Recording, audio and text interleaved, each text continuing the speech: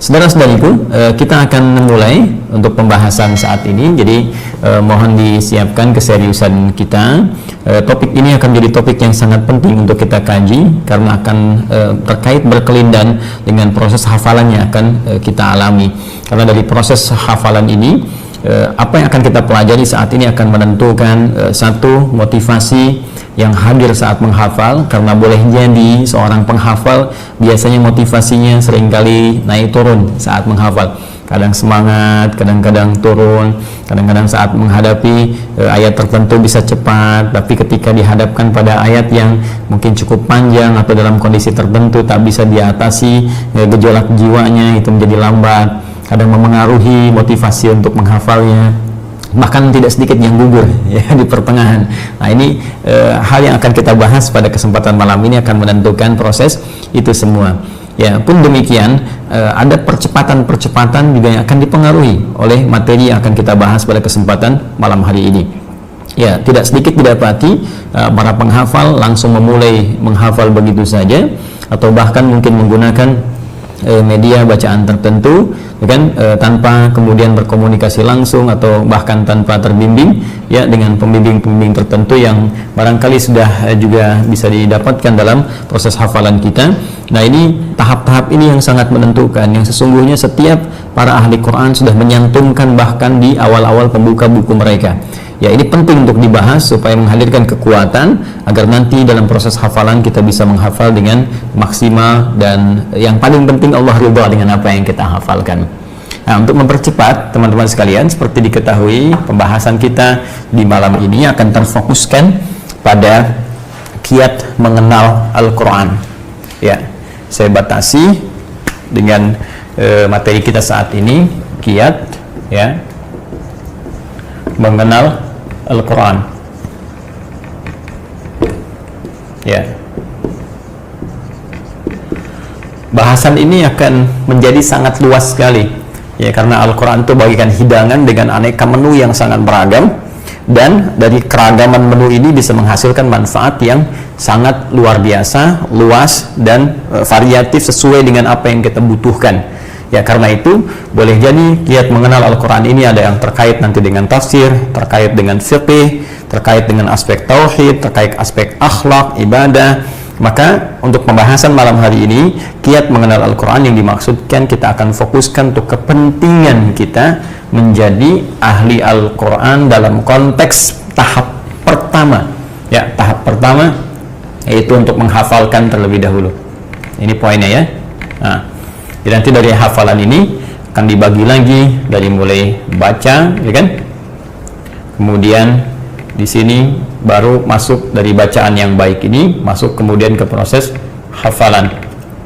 Nah, nanti pada tahap yang kedua, teman-teman sekalian, ini pun nanti dibagi lagi jadi hafalan dasar, ya, sampai di sini hafalan mutqin atau kuat, ya. Nanti istilah mutqin di kita ya boleh jadi akan ada kesamaan dengan mutqin yang memang sudah umumnya dipahami, bacanya bagus, sesuai tajwid, lancar, kalau istilah singkatnya seperti baca Al-Fatihah. Tapi nanti ada bagian bonus yang terakhir yang dihadirkan STWH, yaitu hafalan selain mutqin juga dengan izin Allah kita bisa mengetahui secara umum gambaran dari peta Al-Quran. Ya, saya tidak katakan peta hukum ya. Jadi yang dimaksud peta hafalan. Jadi ketika Anda misalnya murajaah atau membaca, mengimami, Anda bisa mengimami seakan-akan Anda tuh melihat mushafnya gitu ya. Bahkan di posisinya di mana, nomor ayat di sebelah mana, terus posisi terjemahnya, terus maknanya. Nah, itu yang saya maksudkan. Kita belum masuk kepada tafsir.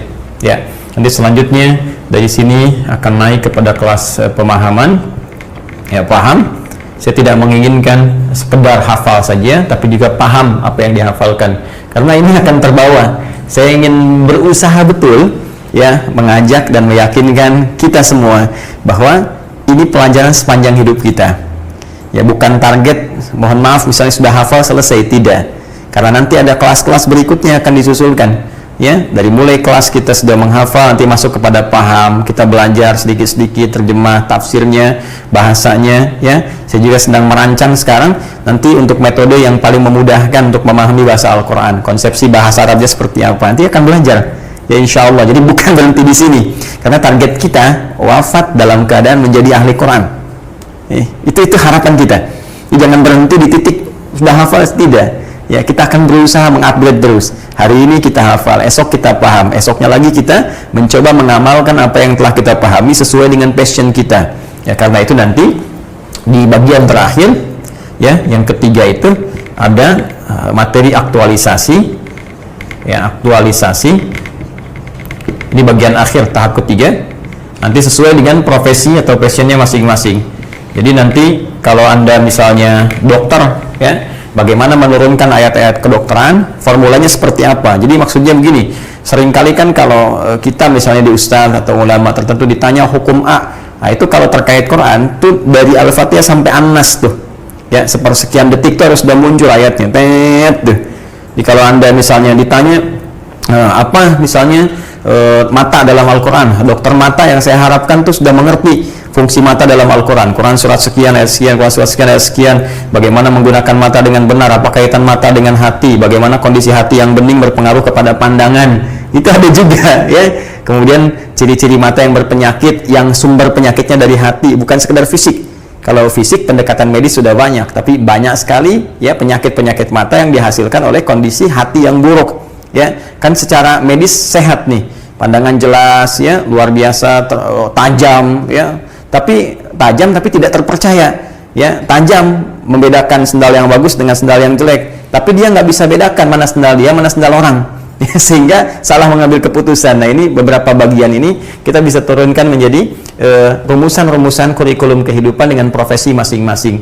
Jadi nanti misalnya yang saya lihat beberapa profil teman-teman, ada yang pengacara, ada yang di pengusaha, gitu kan, ada yang masya Allah teman-teman yang driver online, kan. Ya, saya menginginkan ketika beraktivitas itu Qurannya terbawa dalam hidup. Jadi ketika Anda bekerja, ayatnya muncul. Ini yang harus dikerjakan. Ini yang harus kamu lakukan. Tangannya dibimbing, matanya dibimbing sampai ke ujung kakinya. Nah, ini bagian yang terakhir puncaknya. Ya, Anda tidak harus menjadi seorang ustadz, cukup menjadi hamba Allah yang dekat dengan Al-Quran, maka Al-Quran akan membimbing seluruh bagian tubuh kita untuk beraktivitas dengan benar. Ini tahapan yang akan kita lalui, teman-teman sekalian. Jadi ini batasan pelajaran kita ketika kita akan mencoba mengenal Al-Quran, batasnya di sini. Ya. Jadi kita tidak masuk ke ranah-ranah yang spesifik, nanti kajiannya akan terpisah. Seperti ranah fiqh misalnya, kan? Kajiannya khusus. Kecuali kalau di antara teman-teman ada yang spesifik misalnya, passionnya ingin menjadi ustadz, ulama, ya, belajar di tempat tertentu, kurikulumnya sudah disusun. Nah, ini bisa kemudian diprogramkan, bahkan kami siapkan kelasnya. Ada PKU namanya, ya, pendidikan kader ulama. Nah, ini spesifik betul membahas tentang topik-topik keulamaan. Baik, dari sini kita akan coba masuk pengantar dulu kepada bagian yang pertama. Ini pun kita akan jadikan santai, ya, terkecuali bagi teman-teman yang terpantau oleh tim admin mengalami percepatan, maka itu akan dikasih materi spesifik khusus, akan dihubungi tertentu, kemudian diberikan metode karantina, baik itu karantina nanti kalau COVID-nya sudah reda dan kita harapkan juga tiada, ya, kita bisa undang ke tempat-tempat kita yang spot-spotnya sudah kita tentukan, ya, insya Allah. Dan kalaupun kondisi masih seperti ini, kita akan berikan metode karantinanya sehingga Anda bisa mengadakan karantina mandiri, ya. Dengan itu, insya Allah, apa yang bisa Anda kerjakan akan mendapatkan percepatan-percepatan lebih. Nah, dalam konteks ini, kita akan pelajari dengan santai dulu. Ya, santai ini, ya, berjalan saja dengan target kita 1 tahun 8 bulan. Ya, itu selesai. Ya, nanti kalau ada kemudian penyempurnaan dalam 2 tahun, kemudian tuntas. Nah, kalau kelihatan percepatan-percepatan, tergantung nanti apa yang akan kita pelajari, di situ yang akan menentukan. Ada yang ditarik, maju, ya, dari setahun 8 bulan jadi 1 tahun, tarik lagi 6 bulan, tarik lagi 3 bulan, bahkan tidak menutup kemungkinan ada yang sebulan. Ya, tergantung nanti pada kesungguhan mengimplementasikan materi yang akan kita bahas pada kesempatan malam hari ini. Baik, bisa dipahami ya, insya Allah, khususnya teman-teman yang tergabung di Zoom, ya, bisa mendengar suara dan mudah-mudahan jelas. Nanti insya Allah sedikit banyak kita bisa berinteraksi seperti yang pernah kita lakukan di pekan sebelumnya, bergantung waktu yang tersedia untuk kita uraikan.